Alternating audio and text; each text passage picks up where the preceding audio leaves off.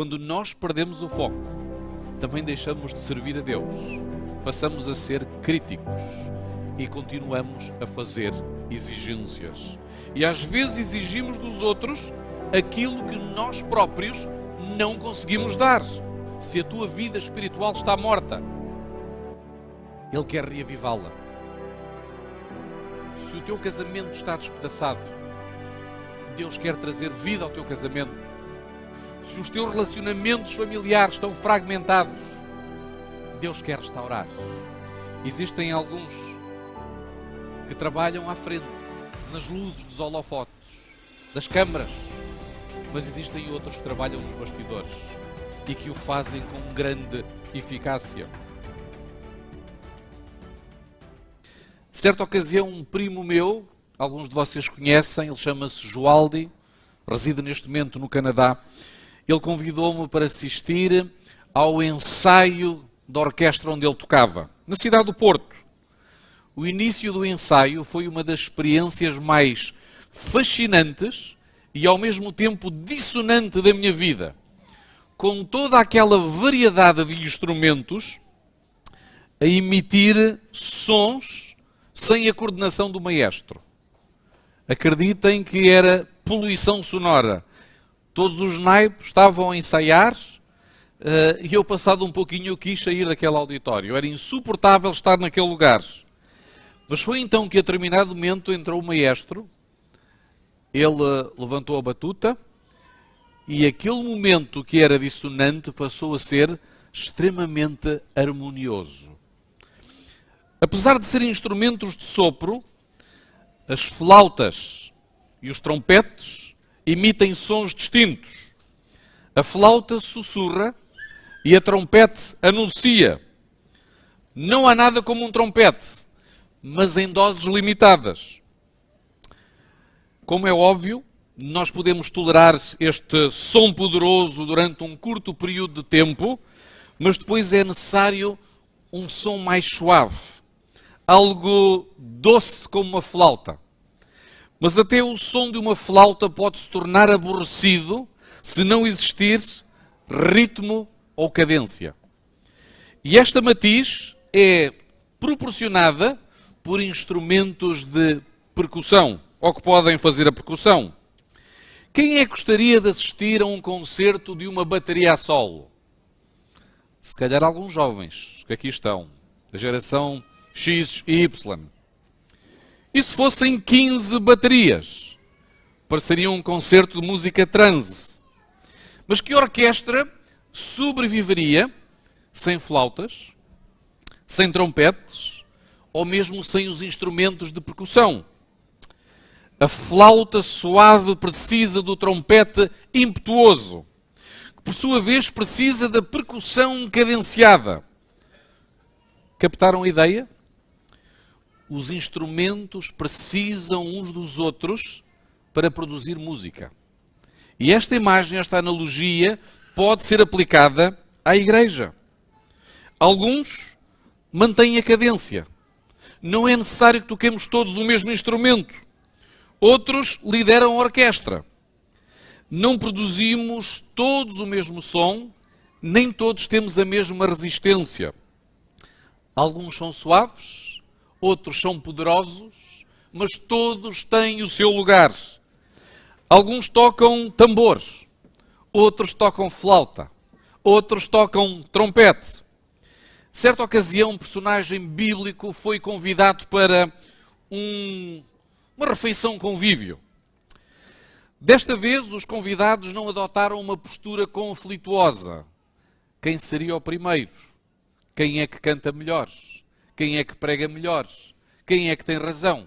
Quem é que ganha as discussões? A postura era diferente.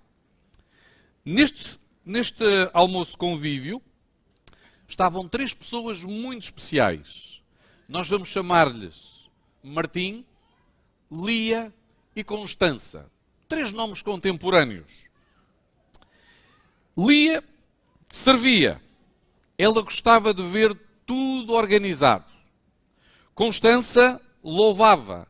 E ela encheu aquele ambiente com um louvor extraordinário, apelando aos sentidos.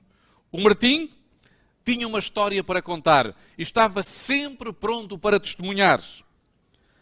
3 pessoas diferentes, com habilidades e capacidades distintas, mas com um valor intrínseco equivalente. Era o mesmo. Pensem nisto. Será que nós poderíamos dispensar algum dos 3?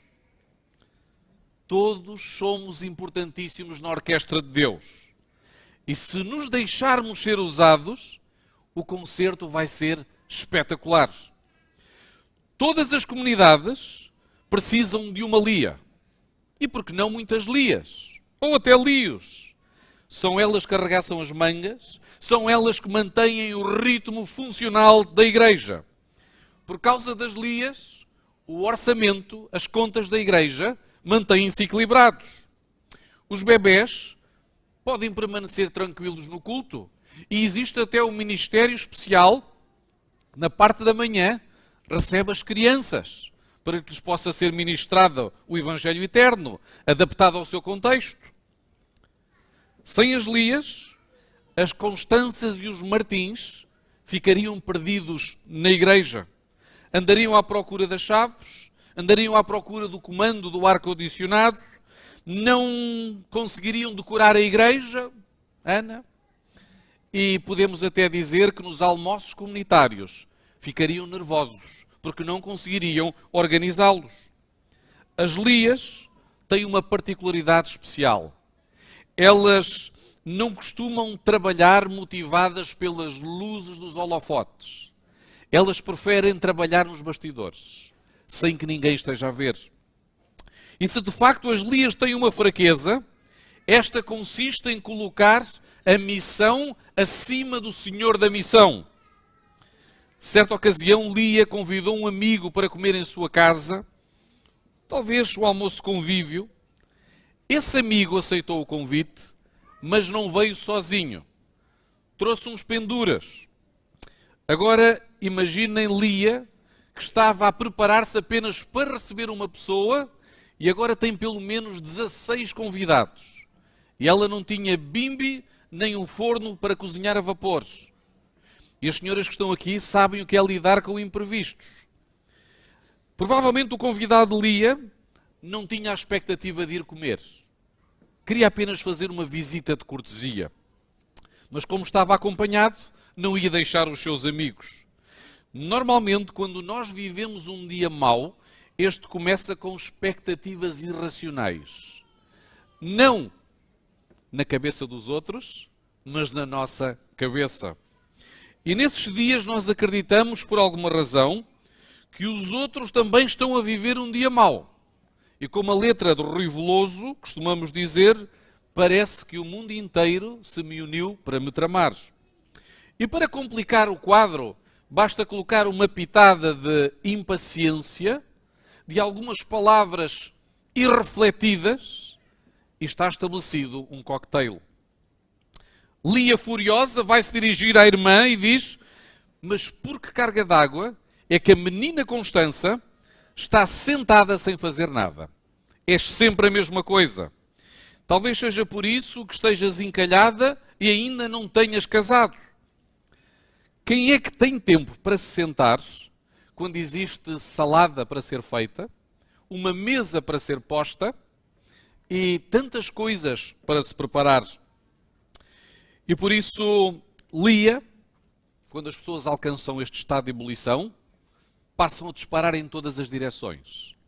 E reclama com o seu convidado e diz: Senhor, tu não te importas que a minha irmã me deixe sozinha no serviço? Diz-lhe, por favor, que me ajude. Que paciência! Nós também somos assim. Também disparamos muitas vezes. E a realidade é que Lia deixou de servir o seu convidado e passou a fazer-lhe exigências.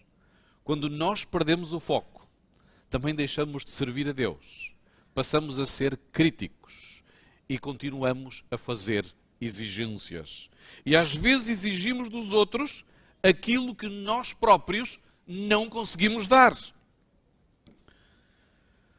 O ambiente ficou constrangedor. E se Lia e Constança tivessem um buraco para se esconder, elas estariam no feito. E o convidado teve que intervir. E interviu dirigindo-se não apenas a Lia, mas para todos aqueles que pensam que o tambor é o instrumento mais importante da orquestra. Dirigiu-se para aqueles que pensam que o seu instrumento é o único que existe na orquestra. A esta altura, os irmãos já devem perceber de quem é que estamos a falar. É de uma família, amigos de Jesus, Marta, Maria e Lázaro.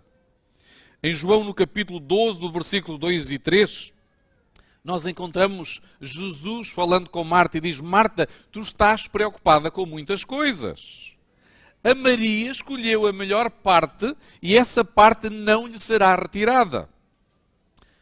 Aparentemente, Marta captou a mensagem, porque um período de tempo mais tarde nós vamos encontrar Marta exatamente na mesma situação, com vários convidados, com o mesmo convidado ilustre, Jesus, mas agora assumindo uma postura completamente diferente. Neste jantar, Maria, como imaginamos, não está outra vez na cozinha, não está outra vez a ajudar. Ela toca a sua flauta de louvor para o convidado. Ela louva porque é o que ela mais gosta de fazer. Porém, desta vez, Marta não se opõe.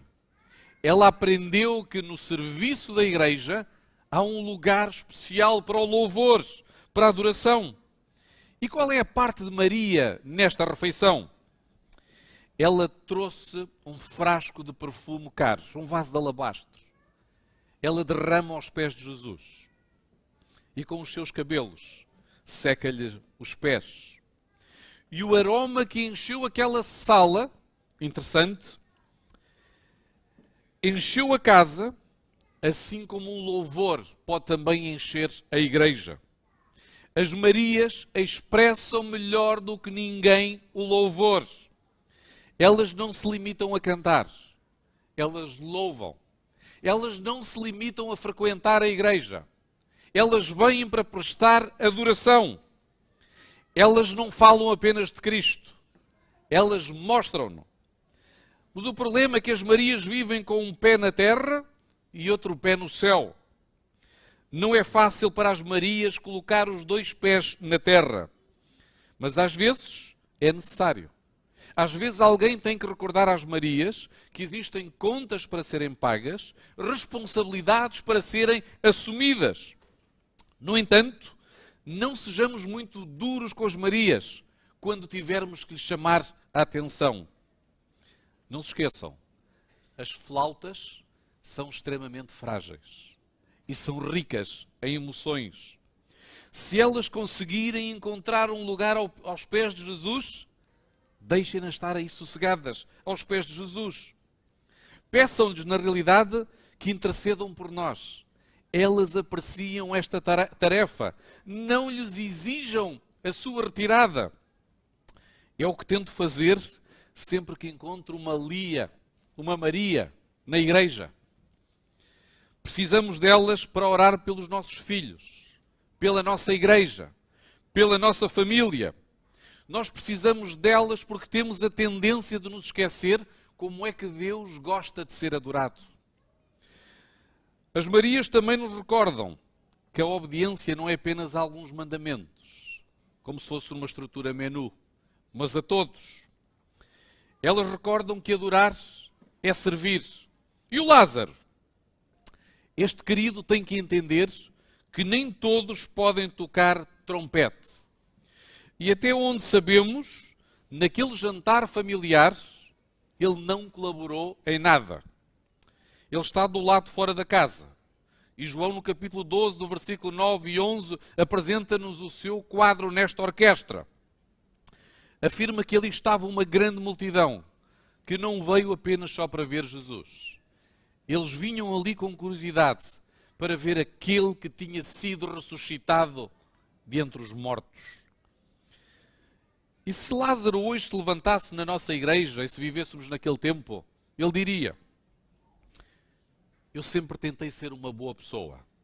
Procurei dar o meu melhor, procurando a excelência. Eu amava muito as minhas irmãs, procurava cuidar delas. E Jesus Cristo era tudo para mim.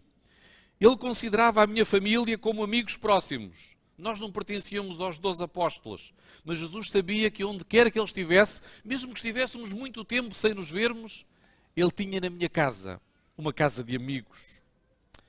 Foi então que, em certa ocasião, diagnosticaram-me com uma doença terminal. Uma doença terminal.